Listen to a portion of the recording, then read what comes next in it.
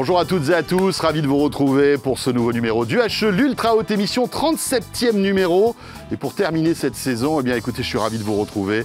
L'UHE, vous le savez, votre rendez-vous des séries, des films, des images et du son, chaque mois sur la chaîne Tech & Co, avec au sommaire pour cette dernière de la saison. Eh bien, on va revenir sur le top 5 des séries du mois avec bien sûr Guillaume Boutin qui nous rejoint dans un instant, cofondateur de Sens Critique. Et puis on parlera aussi d'un aspect très intéressant, plutôt économique, de l'arrivée de certaines productions de séries télé dans les régions. Et c'est une journaliste des Échos qui viendra nous en parler, Lamia Barbeau, qui nous rejoindra sur ce plateau dans un instant. Merci d'être là. UHE sur la chaîne Tech & Co, c'est parti.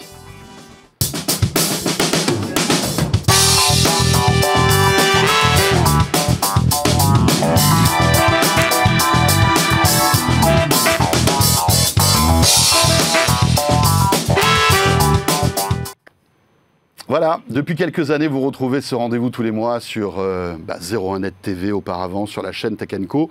Et c'est la dernière du HE pour cette saison donc 2023. Alors on ne va pas arrêter de parler de séries sur la verticale de Tech & Co. Vous verrez, on est en train de vous préparer pas mal de nouveautés. Mais en tout cas, pour ce format, eh bien, ce sera la dernière. Mais on va se faire plaisir avec tout de suite, évidemment, le top 5 des séries. Et c'est Guillaume Boutin qui nous rejoint, bien sûr.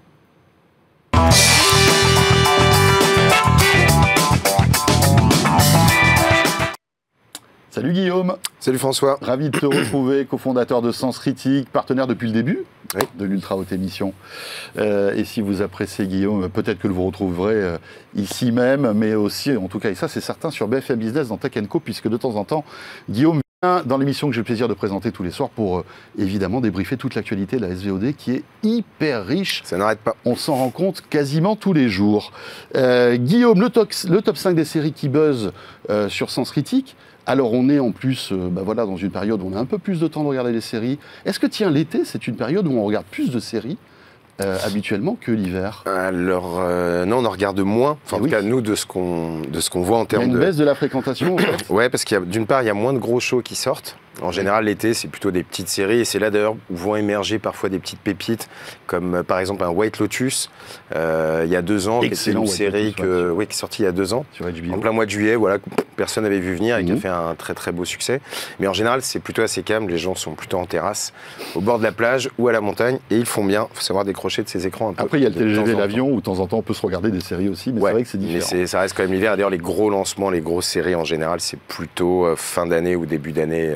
En général, puisque c'est là où il y a le plus de temps de cerveau humain disponible, comme on dit. Alors, quelles sont les séries qui buzzent le plus sur Sens Critique en ce mois de juillet 2023 ?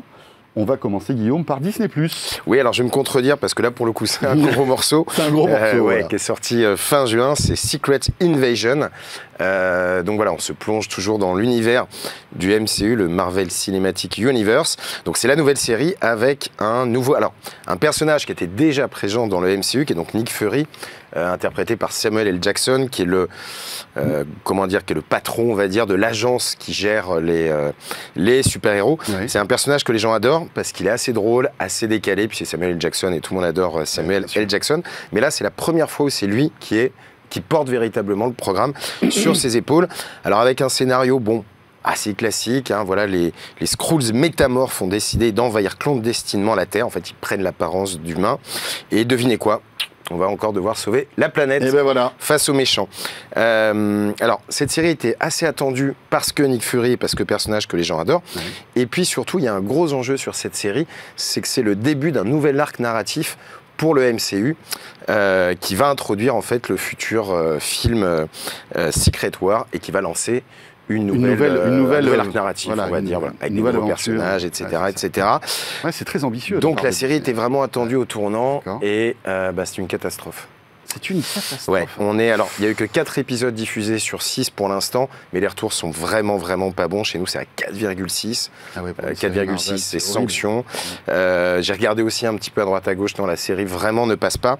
En fait, le principal défaut qu'on peut lire à travers les critiques, c'est que ils ont un mal fou à renouveler le genre en fait. Et qu'aujourd'hui, il y a probablement une vraie question qui se pose pour Disney derrière, sur sa licence Marvel. Est-ce qu'ils vont être capables de recréer un petit peu ce phénomène qu'ils ont créé avec les Avengers, qui a été quand même quelque chose d'assez extraordinaire, à la fois dans l'histoire du cinéma et des séries. Mais là, franchement, ça fonctionne pas. Alors à part Samuel L. Jackson, que tout le monde adore, donc tout le monde salue sa performance. Oui, voilà, on ne remet pas en cause son jeu d'acteur qui, effectivement, il n'a plus rien à prouver. Hein, non, en fait. Non, et puis c'est vrai qu'il est extraordinaire, mais voilà, à première vue, donc j'ai pas vu la série, hein, je me fonde que sur les commentaires de nos utilisateurs, mais voilà, la série patauge, et puis on est toujours un petit peu sur les mêmes recettes. Donc voilà, donc c'est une vraie question qui est posée au-delà de ça à Disney, d'ailleurs on en parlait dans Tech & Co il y a quelques jours. C'est un gros enjeu pour Disney aujourd'hui, est-ce qu'ils vont réussir à se réinventer ? Ça va être compliqué. Ouais, et puis, ça démarre pas bien en tout cas. Quand on voit aussi la course aux investissements, réfléchir aussi aux licences qui fonctionnent, peut-être abandonner aussi certaines autres. Enfin, c'est toute cette là, oui, toute cette problématique. Parle d'une partie du catalogue de Disney qui pourrait être vendu pour renflouer les caisses. Voilà. C'est pas à première vue, c'est pas une grande année pour Disney en tout cas. Ouais, Secret Invasion donc sur Disney+. Canal maintenant avec une série qui s'appelle 1985. Ouais, alors c'est original, c'est une série belge, donc coproduite par La Une, donc une chaîne pas la nôtre, belge. Une, hein, non, c'est ça ? Non, c'est vraiment La Une, ça s'appelle le nom officiel de la chaîne. Avec cette série, alors un petit peu sortie nulle part. Alors pourquoi 1985 ? Parce qu'en fait, c'est une série qui revient sur des événements qui ont traumatisé en fait la Belgique dans le début des années 80. C'était une bande de braqueurs particulièrement violents qui n'hésitaient pas à tuer, mais même pour du menu fretin. C'est-à-dire que ce n'est pas des braqueurs qui étaient là pour voler, mais en plus, il y avait une vraie violence derrière, il y a eu beaucoup de meurtres, et ça a un petit peu traumatisé la Belgique pendant quelques années.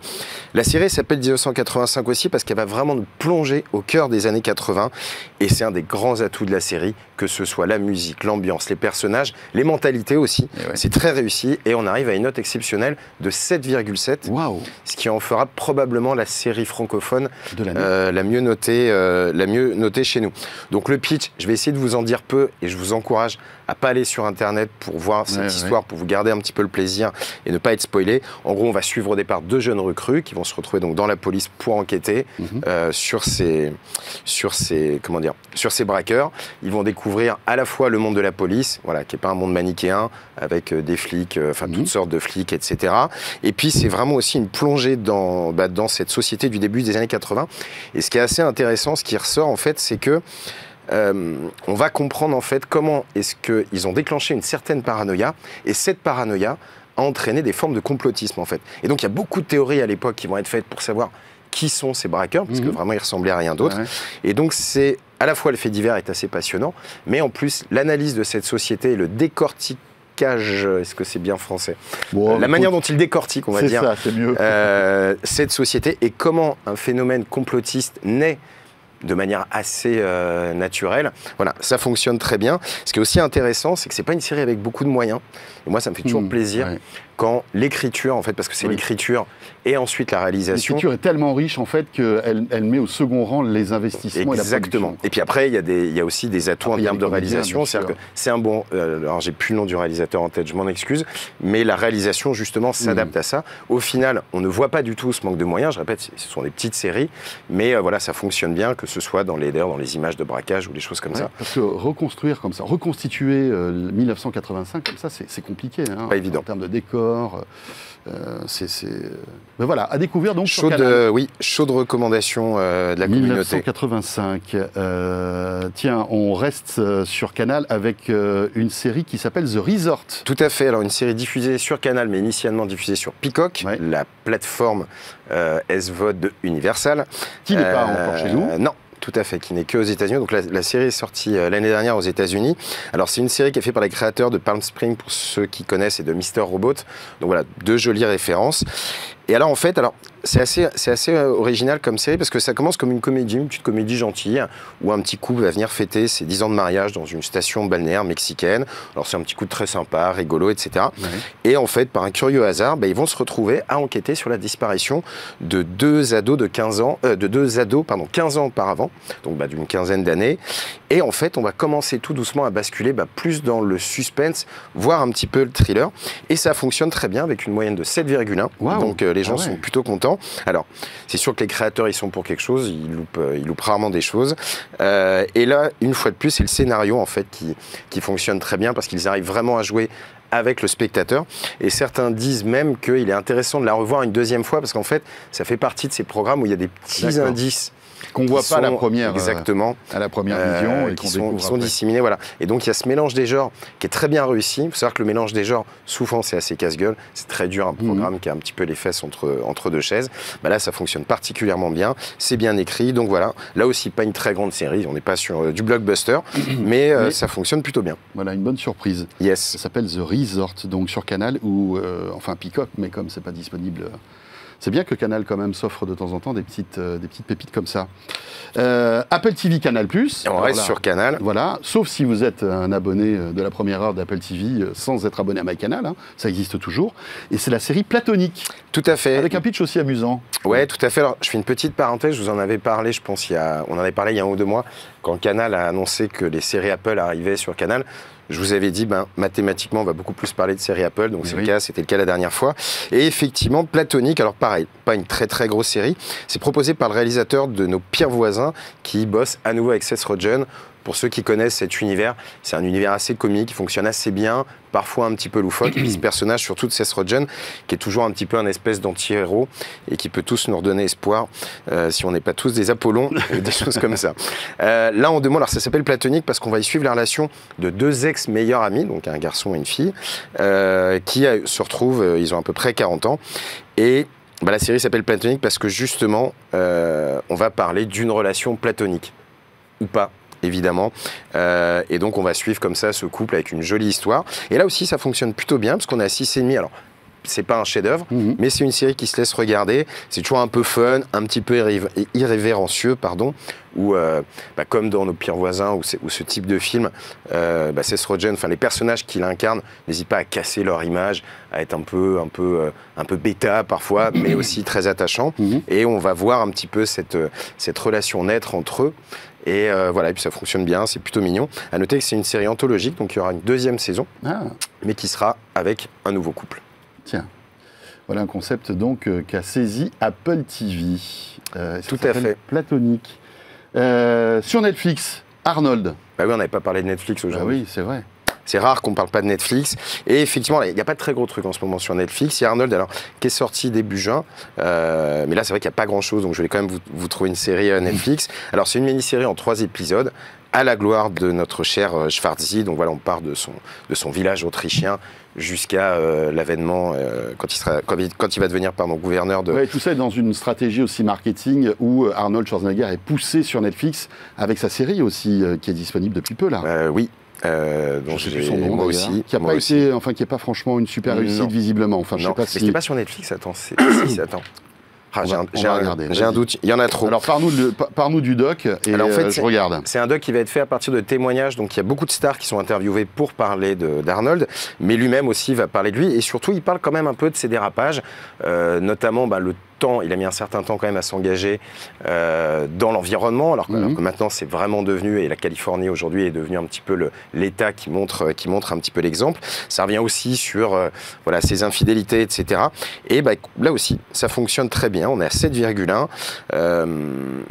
Parce qu'il y a quand même un minimum de sincérité. Alors certes, c'est quand même un petit peu hagiographique, faut pas se cacher. Et puis quand même, quelle vie, Arnold Schwarzenegger. C'est assez incroyable. C'est assez extraordinaire. Ouais. Après, c'est vraiment la représentation du rêve américain, finalement. C'est le meilleur exemple, puis c'est devenu une telle icône de la pop culture aujourd'hui. Enfin, plein de gens connaissent Schwarzenegger sans même avoir vu ses films ou quoi. C'est un petit peu comme Stallone d'ailleurs. Et puis à l'époque, il y avait toujours cette espèce de petite guerre qu'on entretenait un petit peu entre les deux, mais qui était une guerre factice puisqu'ils étaient assez potes. Et d'ailleurs, Stallone fait partie des intervenants. Donc voilà, ça fonctionne très bien. Je répète, un petit bémol sur le côté hagiographique, mais sincèrement, c'est impossible de ne pas être dans ce truc si on veut la participation de la personne. Et après, il se murmure même que ce doc va aussi probablement aider à sa réélection et nourrir un petit peu sa carrière politique. Sa soif politique. Mais en tout cas, voilà, ça se regarde, c'est 3 épisodes et effectivement, ça donne un petit peu espoir, pour ceux qui croient encore au rêve américain. C'est Fubar, la série. C'est ça. Et c'est bien Netflix. Et c'est bien Netflix, voilà. Fubar, chez nous, on est à 5, un truc comme ça. Voilà, c'est ça. Pas très bon. C'est dommage parce que quand même, contrairement c'était le retour de Schwarzy. Et contrairement à Tusla dont on avait parlé avec Stallone sur Paramount, où là pour le coup les gens adorent la série. Ouais. Voilà. Tiens, puisque on arrive à la fin de cette saison, Moi, enfin, j'avais juste un petit coup de cœur, parce que je sais pas si toi, tu as une série coup de cœur. Est-ce que tu as le temps de regarder des séries? Parce que c'est souvent les cordonniers les plus mal chaussés. Tu parles tout le temps de séries, je sais pas si tu as le temps d'en regarder. Non, c'est vrai, oui, j'ai le temps d'en regarder. Mais franchement, si vous avez un peu le temps cet été, moi, il y a une série que j'ai découverte cette année, assez tardivement, c'est Yellowstone, dont vous voyez certaines images. J'y allais un petit peu à reculons, parce que je me suis dit, tiens, une série... voilà, avec qui raconte un peu l'histoire et la vie des cow-boys aujourd'hui, en 2020. Est-ce que ça va m'intéresser? Et en fait, voilà, Taylor Sheridan, je suis en train de découvrir ce gars-là. C'est question d'écriture. Et la narration est excellente. C'est à la fois... En fait, il y a tous les ingrédients qu'il faut dans une série. Évidemment, il y a toujours on va dire, des nœuds inextricables psychologiques. Il y a évidemment pas mal de violence, de la vengeance aussi. Donc voilà, c'est très prenant. C'est assez violent, cette série. Et puis bon, voilà, Kevin Costner, qui est tout simplement exceptionnel. Ça faisait longtemps qu'on l'avait pas... Exactement. Tous les comédiens sont excellents. Il y a plein d'histoires dans l'histoire. Et c'est une série très attachante. On arrive là, alors, en quelques mois, je me suis fait les 5 saisons, pour tout te dire. Il y a même des spin-offs, c'est ça qui est intéressant. Taylor Sheridan a créé des spin-offs de cette série, tellement ça cartonne. Aux États-Unis, c'est des dizaines de millions de spectateurs qui sont scotchés. Et ce qu'il y a de fou, c'est que là, visiblement, il y a une actu, c'est que les relations entre Taylor Sheridan, le producteur, et Kevin Costner sont en train de s'envenimer. Et ils n'ont pas tourné la 2e partie de la 5e saison, qui s'est arrêtée en décembre. Et on ne sait pas si elle va se dérouler, cette saison. On sait que la saison 6 est déjà en gestation, mais il n'y aura plus Kevin Costner qui est sorti du casting. Je ne te dis pas, là, les scénaristes doivent être en panique. Ça va être dur en général quand tu sors le personnage comme ça, souvent. C'est scénaristes qui font grève d'ailleurs en ce moment. Oui, les acteurs. C'est intéressant. Donc, non, mais il y a les acteurs. Il y a les scénaristes et les acteurs. J'avais vu que les acteurs. Les scénaristes aussi font grève et depuis plus longtemps. Donc en fait, ça va être une pagaille pas possible. Et donc je vous invite à regarder cette série si vous avez le temps cet été. On appuie sur le bouton, on est scotché, on est happé. Et puis surtout, Yellowstone, c'est dans le Wyoming. Il y a des décors naturels qui sont tout bonnement incroyables. Donc ça vaut vraiment le coup. Et toi alors, une petite série ou pas pour terminer? Moi je vais vous parler de 2 séries en fait, parce que j'aime bien. En fait je vais vous parler de ce qui peut être le meilleur et le pire de HBO. Le pire de HBO, c'est, on va commencer par le meilleur, la 4e saison de Succession, qui est, qui est une et qui est le point série. Final aussi. Et on est content. On est content qu'ils étirent pas le truc sur 8 saisons parce que ça fonctionne. On sent que la série elle a quasiment été écrite, pensée dès le départ, et on va pas rajouter, tu sais, des saisons pour faire tenir, ce qui en général gâche véritablement les saisons. C'est une série qui est assez extraordinaire parce que sous couvert donc la vie d'un tycoon milliardaire et de sa famille, en fait, c'est une vraie analyse de la famille. Des rapports, les frères, les sœurs, les pères, etc. Le rapport au père, évidemment. Et la dureté. Moi, en fait, j'ai commencé cette série, je l'ai arrêtée pour tout te dire, parce que je ne supportais pas, en fait, les coups bas, les trahisons. Tous ces trucs-là, c'est horrible. En plus, si tu continues la série, oui, mais c'est assez. Ça révèle justement, et notamment le héros avec son père. Enfin, j'ai oublié son nom. C'est assez. Ça fonctionne vraiment bien et ça dit aussi beaucoup de choses de ce qu'est la famille. Donc voilà, ça c'est quand même ma grosse reco, et puis c'est aussi une reco sans critique.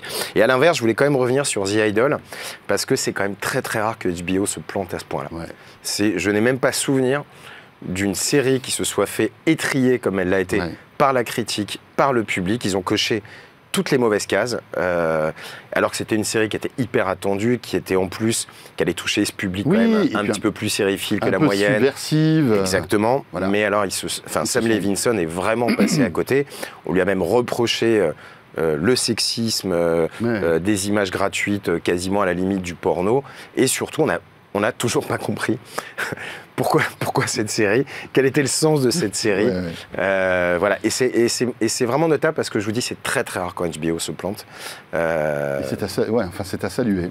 Ça va être intéressant de voir s'il y a une 2e saison qui est prévue. Ah non, je pense pas. Non, ils vont pas enchaîner là-dessus. Je suis extrêmement surpris. Non, puis même en termes d'image, ça n'a pas été bon pour eux, parce qu'ils sont collés vraiment toute une vague de haters sur les réseaux, sur ce côté trop sulfureux, images gratuites, etc., de sexualité qui apportait rien au final à la série. Donc non, je serais vraiment surpris qu'ils continuent dans cette voie. Vous restez avec nous, on enchaîne tout de suite ce numéro du HE avec Lamia Barbeau qui nous rejoint sur ce plateau. Elle va nous parler de séries et d'économie, vous allez voir.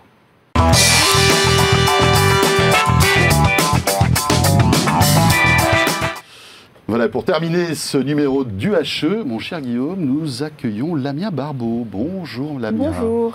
Qui est journaliste aux Échos. Ah oui, attention, là c'est sérieux, hein, c'est pas sens critique. Parler business. Hein. Voilà, là on va parler business. Lamia est journaliste donc aux Échos service PME région. Et Lamia, on est très heureux de t'accueillir parce que, en fait, au-delà de ta passion sur les séries comme tout le monde, tu regardes pas mal de séries, tu as écrit un article sur l'impact économique des tournages des séries télé, en fait, en région. Alors évidemment, il y a Plus belle la vie qui nous vient à l'esprit parce que c'était l'une des premières séries où en fait toute la prod avait été déportée à Marseille et ça avait été d'ailleurs un poumon, enfin en tout cas une espèce de bulle d'oxygène pour les productions marseillaises. Et tu as enquêté là-dessus. En fait. Tout à fait, parce que c'est vrai qu'on pense toujours à Paris. Paris est numéro 1. C'est la ville où il y a le plus de tournages en France, mais elle est talonnée maintenant par d'autres régions. Il y a l'Occitanie, avant de parler de Marseille, c'est un cas particulier avec une série culte. Mais il y a aussi l'Occitanie avec Un si grand soleil. Il y a les Hauts-de-France avec tout un tas de productions françaises et qui commencent à grimper. Et si elle grimpe, c'est parce que Paris, ça devient... en fait, il y a un embouteillage à Paris. Il y a beaucoup trop de tournages. Si ce n'est pas des séries, il y a des pubs, des films. Il y a un embouteillage de séries et puis il y a des embouteillages tout court. Bon, aussi. C'est un autre et problème. Les gros camions, ça bloque un peu la circulation. C'est rigolo parce que Plus belle la vie va revenir, j'ai vu ça. C'est fou ça. Vous avez suivi C8, je crois, c'est ça. Non, TF1. C'est TF1 qui va relancer Plus belle la vie. Incroyable. Ils sont très contents à Marseille parce que justement, ça leur a apporté tellement de... Mais on pensait que le concept avait été pressé au maximum. Alors ils vont visiblement la pimper et en faire autre chose. Parce que qu'ils se renouvellent un petit peu. C'est intéressant quand même. Et puis c'est courageux de la part de TF1 de reprendre une série comme ça. Enfin bref. Donc Paris, c'est full, embouteillage. Qu'est-ce que tu peux nous dire aussi évidemment, ça a un impact économique majeur sur le tourisme, sur plein de choses. Déjà économique au niveau local, parce qu'il y a des nuitées d'hôtel, il y a de la restauration et il y a de l'emploi. En fait, la plupart des productions, c'est plus intéressant pour eux de recruter localement les techniciens, les figurants. On ne va pas faire venir 300 figurants de l'étranger quand c'est des productions américaines. Donc localement, ça a un impact très important. Mais à Paris, et maintenant en région, et on l'a vu avec Emily in Paris, qui malgré le nom de la série s'est délocalisée pendant la saison 2, l'héroïne a quitté Paris. Et elle était où, à Saint-Jean-Cap-Ferrat, c'est ça? Elle était à Saint-Jean-Cap-Ferrat notamment, elle était dans le Luberon aussi. Eh ben.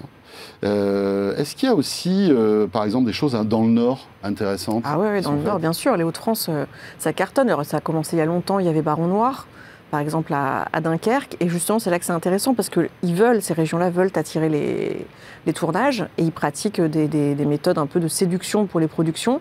Par exemple, l'exonération du prix de l'occupation du domaine public, qui peut être jusqu'à 60% moins cher qu'à Paris, ce qui est très intéressant pour une production. Est-ce que parfois certaines séries choisissent la région de par les avantages économiques dont elles peuvent bénéficier? Ça arrive? C'est certain, bien évidemment.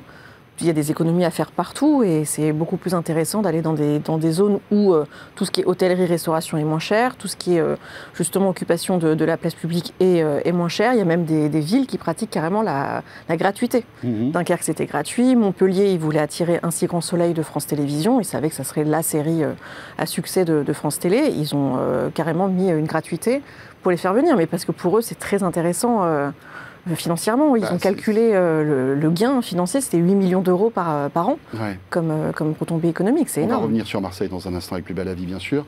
Oui, Guillaume. Ouais, alors je ne sais pas si c'est pareil dans les séries, mais dans le cinéma, aujourd'hui, les régions sont un financeur du cinéma français. En gros, quand tu produis un film aujourd'hui, tu as différents guichets pour financer ton film. Globalement, tu vas commencer par les chaînes de télé, ensuite tu vas aller voir le CNC, et ensuite tu vas voir les régions, et qui vont donc investir véritablement dans le film pour que tu viennes tourner chez eux. Et aujourd'hui, ça fait partie des guichets de financement.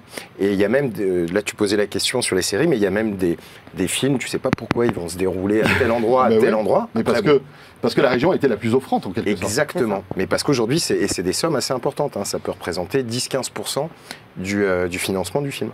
Ah oui, avec des retombées économiques, j'imagine, impressionnantes. On va parier sur le succès du film derrière, parce qu'effectivement, ça va en plus exposer la région derrière. Et c'est très très bon pour le tourisme. C'est une publicité, c'est sûr. La région Île-de-France, ils mettent énormément d'argent justement pour attirer les tournages. Non, plutôt, je crois que la région Île-de-France séduit plutôt les tournages étrangers. Si je dis pas de bêtises, les tournages français, en termes de retombées économiques, c'est pas fou, alors qu'effectivement, Emily in Paris, Emily in Paris, ça a été un énorme. Il y a des circuits, les tours opérateurs américains vendent des voyages Emily in Paris à Paris, où tu vas faire le pèlerinage dans la boulangerie, le resto, etc. C'est rigolo parce qu'avant que tu nous parles de Plus belle la vie, moi je me souviens de la série Marseille, qui était une sacrée catastrophe de la part de Netflix, mais qui avait d'un coup mis un coup de projecteur incroyable avec la puissance de Netflix sur Marseille, avec Depardieu, enfin il y avait... les Magimel. Les Magimel, etc. Bon, cette série, c'était une catastrophe, bien sûr, mais en fait, Marseille a été véritablement mis comme ça à l'avant. Il y a eu, en fait, une espèce de comment dirais-je, de signalétique qui a été posée sur une colline qui ressemble à Hollywood. Avec Marseille écrit. Ça a été financé par Netflix, et c'est toujours là. Enfin, je veux dire, ça a des impacts assez intéressants. Et puis, bon, ben, voilà, je pense que aussi, Plus belle la vie...